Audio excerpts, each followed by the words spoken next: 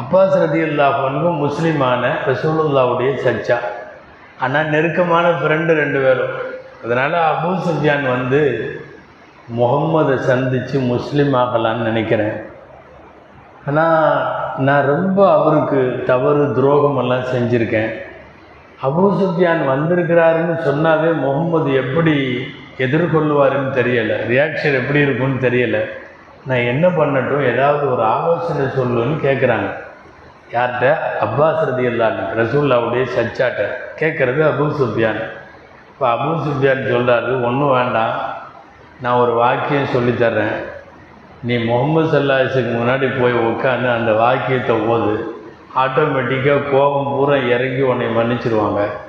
அந்த வாக்கியம் குர்ஆனில் சூரா யூசுஃபில் இருக்குது.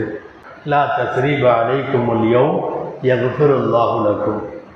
கணக்கு வச்சு பழி தீர்க்கிறது இது எதுவும் இல்லை, அல்லாஹ் உங்களை மன்னிப்பானாக. கரெக்டாக அதே மாதிரி அபூ சுஃபியான் வந்தார். ரசூலுல்லாஹ்ட்ட வந்த உடனே இந்த ஆயத்தை ஓதுனார்ல, பூரா கோபமும் காணாமல் போயிடுச்சு. ரசூல் ஸல்லல்லாஹு அலைஹி வஸல்லம் உடனே என்ன பண்ணாங்க தெரியுமா? கஃபரல்லாஹு லக வலிமன் அல்லமக. என்கிட்ட வந்து நீ இந்த ஆயத்தை ஓதுற, யூசுப் சொன்ன ஆயத்தை, உனக்கும் அல்லாஹ் மன்னிக்கட்டும், இந்த ஆயத்தை உனக்கு சொல்லி கொடுத்தவருக்கும் மன்னிக்கட்டும் போ அப்படின்னு சொன்னாங்க.